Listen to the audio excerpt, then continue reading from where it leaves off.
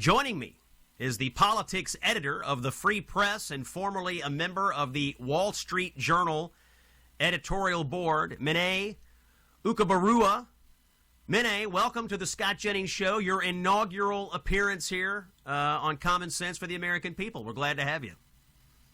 Thanks so much, Scott. Great to be here. Yeah, Mene, we're glad to have this conversation. And I should start by saying I consult with the Free Press every day. If you don't, out there in Radio Land, I encourage that you look it up. A lot of times people ask me, what do you read? What do you consume to get ready for your show? And CNN hits every day. And the Free Press is certainly one of those sources that I consult. Let's start with New York City. I know this is on your mind, Mene. What do you think about Mamdani right now? He's rolled out his budget. He's got a tax increase proposal, pretty massive property tax increase proposal. He's got a proposal to cut money from the New York City Police Department, among other things. Give us your analysis of Mamdani's budget and his first several weeks on the job. Yeah, well, it's pretty incredible to behold. I mean, he has been in office for all of a month and a half and is already saying, we don't have nearly enough money to do all of the things that I want to do and was elected to do. New York has one of the wealthiest tax bases in the country. They are able to raise massive amounts of income tax, massive amounts of corporate tax. They spend a ton of money also. And yet, instead of thinking, where can I cut, except from police, he basically says, we need to raise taxes massively in order to pass through my social spending. So he has a plan A. The plan A is raise the taxes on billionaires. Never mind the fact that the top 1% already pays almost 50% of all the tax in New York City. He thinks that's not high enough. We need to go another 2%. He also wants to raise taxes on companies. And he says, if the state doesn't allow him to do that, I'm going to raise taxes on regular homeowners, about 10% taxes for people who are living in Queens, people who are living in the Bronx. Ordinary middle-class people are going to have to pay to fund Mamdani's socialist agenda. So there's no way to get around it. He basically says, if you live in this city, your costs are going to go up. Talk to us about the politics in New York. You mentioned Plan A, so Mamdani is asking the legislature and the governor to implement this wealth tax. They may not do that, so Plan B is to go to this 10% property tax increase. Talk to us a little bit about the internal politics there, even amongst the Democrats in New York. How are they reacting to Mamdani's demands? Yeah, so Kathy Hochul, who is the governor of New York, has ruled out in past years the idea of raising income taxes any further.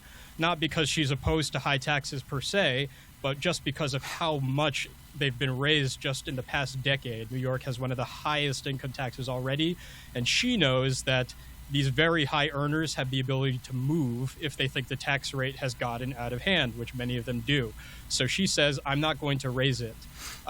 And yet Mamdani basically says, New Yorkers have elected me to do things like pass free childcare, to do things like free buses, all of these things that I'm going to need the state in order to be able to put into action. And so he says, we could do this the easy way or the hard way. Either you go along and increase that income tax and increase the corporate tax, or I'm going to be left with no choice but to increase property taxes, which he does have the authority to do. And because Hochul herself is running for re-election later this year, she is afraid that Mamdani is going to be able to whip up progressives to oppose her unless she goes along with his demands. So we'll see whether she stands strong or whether Mamdani has the upper hand because he has so much support from the Democratic Party's progressive base. How do you think average New Yorkers are reacting so far? There was a big snowstorm, and the snow was on the ground for quite a while. I was up in New York, I got to tell you. It was hard to get around. There was garbage all over the place. You have that. You have these tax increase proposals. We had, I think, 20 homeless people die in that frigid weather because Mamdani wouldn't do the homeless encampment sweeps. How do you think average New Yorkers are reacting to him so far? Yeah, I think that snowstorm definitely did a lot to discredit him really early on. It is kind of exemplary of the way that progressives and socialists sometimes approach governance, which is that he's focused on all these huge reform ideas. I'm going to put in free grocery stores. I'm going to have free childcare. When ordinary people think government should at least focus first on the basics. Let's get the roads cleared. Let's get the sidewalks cleared so I'm not tripping over myself just trying to get to my job. And the fact that he wasn't able to do that. I think people understand it's a big blizzard. It takes a certain amount of time to get everything you need in order. But the fact that that snow was still on the ground and blocking sidewalks for weeks, I think made a lot of people realize this guy isn't serious. He has no governing experience, isn't ready for prime time early on. And so we're probably only going to see more examples of that, kind of overlooking the basics like keeping homeless people off the streets because he's so focused on things like the tax rates and trying to pass these big programs into law.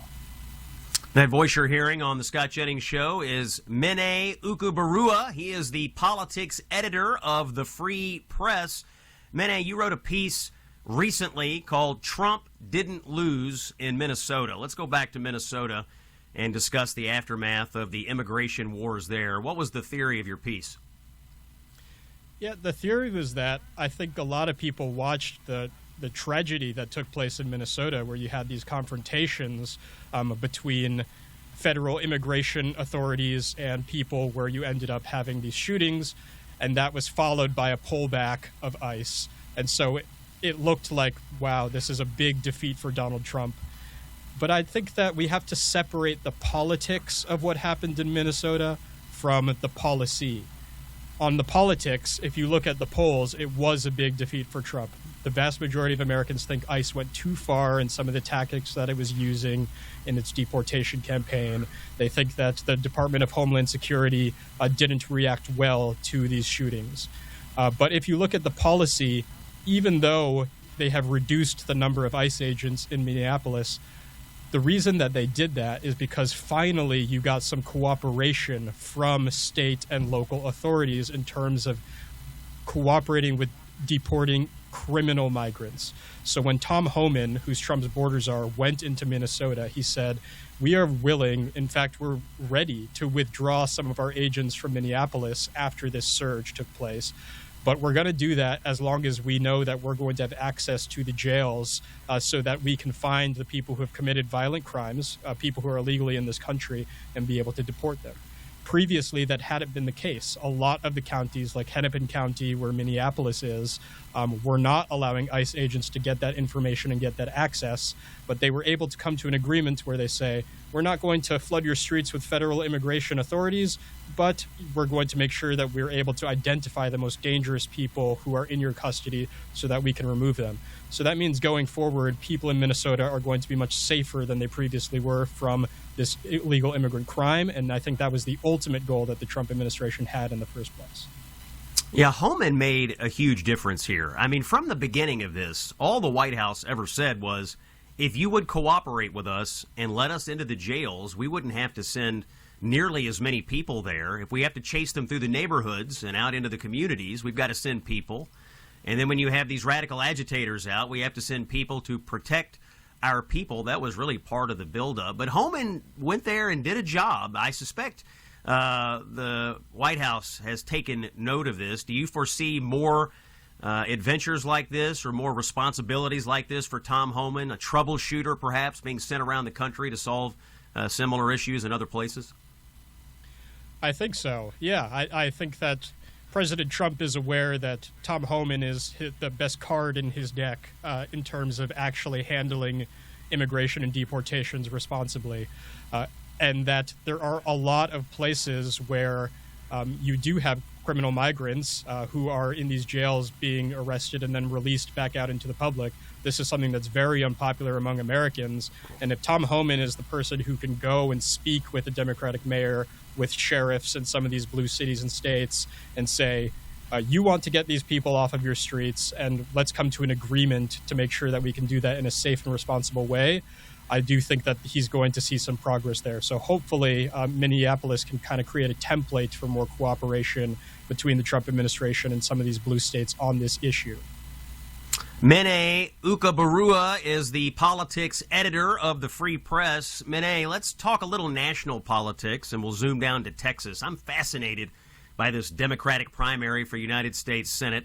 You have James Tallarico versus Jasmine Crockett. For all of 2025, Jasmine Crockett was kind of the most visible Democrat out there.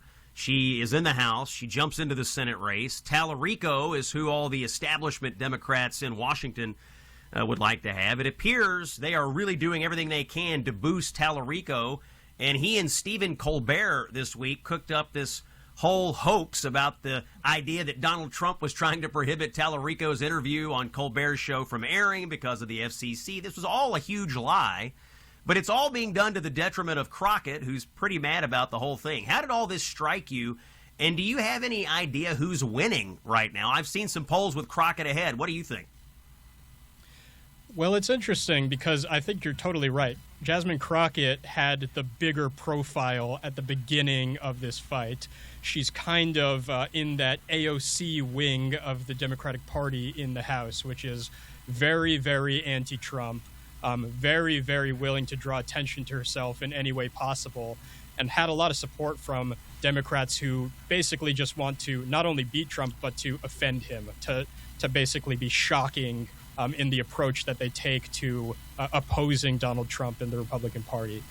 But there is a huge movement of Democrats who have been convinced that they can flip Texas, which is a deeply red state, if they just find the right polished figure to represent their brand to the center of the state. And Tallarico fits that mold exactly. This is a guy who is deeply Christian. I believe his father is a pastor, grew up in a fairly rural part of Texas, is able to speak, they believe, to a kind of moderate, more traditionally inclined Texas voter than Jasmine Crockett really would be. So we've seen this massive surge of resources from establishment Democrats in Texas and from the entire country in terms of funding Tallarico, trying to promote him.